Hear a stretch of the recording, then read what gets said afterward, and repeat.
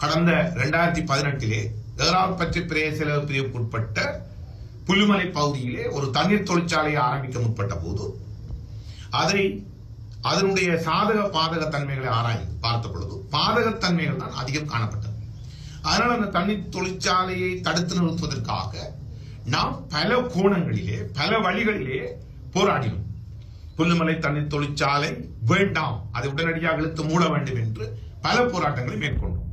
பார்லமெண்டத்துக்கு உள்ளே பேசினோம், பார்லமெண்டத்துக்கு வெளியே பேசினோம், சம்பந்தப்பட்ட அமைச்சர்களோடு பேசினோம், அப்போதைய ஜனாதிபதி மைத்ரிபால சிறிசேனோடு பேசினோம். அது மாத்திரமல்ல, அந்த பிரதேசத்தில் சில எதிர்ப்பு ஆர்ப்பாட்டங்களை மேற்கொண்டோம். மட்டுநகரில் ஒரு மிகப்பெரிய ஆர்ப்பாட்டத்தை மேற்கொண்டோம்.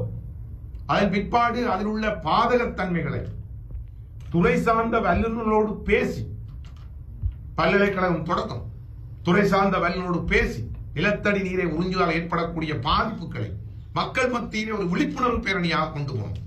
இவ்வாறு பல வழிகளில் போராடி நாம் வெற்றி கண்ட ஒரு போராட்டம் இந்த புல்லுமலை தண்ணீர் தொழிற்சாலை போராட்டம்.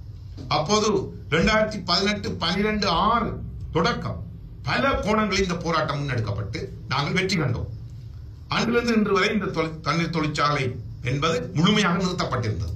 ஆனால் தற்போது இந்த தண்ணீர் தொழிற்சாலை தொடர்பாக சில கருத்துக்கள் உலாவுகிறது, மீள ஆரம்பிக்கப்பட போகிறது என்ற விடயம். ஒரு விடயத்தை நான் தெளிவாக குறிக்கொள்ள விரும்புகிறேன். எமது முற்போக்கு தமிழர் கழகம் கடந்த காலங்களிலே இந்த போராட்டத்திலே மாபெரும் வெற்றி கண்ட போராட்டம். இந்த புல்லுமலை தண்ணீர் தொழிற்சாலையை மீள ஆரம்பிப்பதற்கு எமது முற்போக்கு தமிழர் கழகம் நாம் ஒருபோதும் அனுமதிக்க மாட்டோம். ஏறாவூர்பற்று பிரதேச அபிவிருத்தி குழு கூட்டத்தினுடைய அபிவிருத்தி குழு தலைவராக நான் இருப்பதனால் நிச்சயமாக நாங்கள் இதற்கான அனுமதியை ஒருபோதும் வழங்க மாட்டோம்.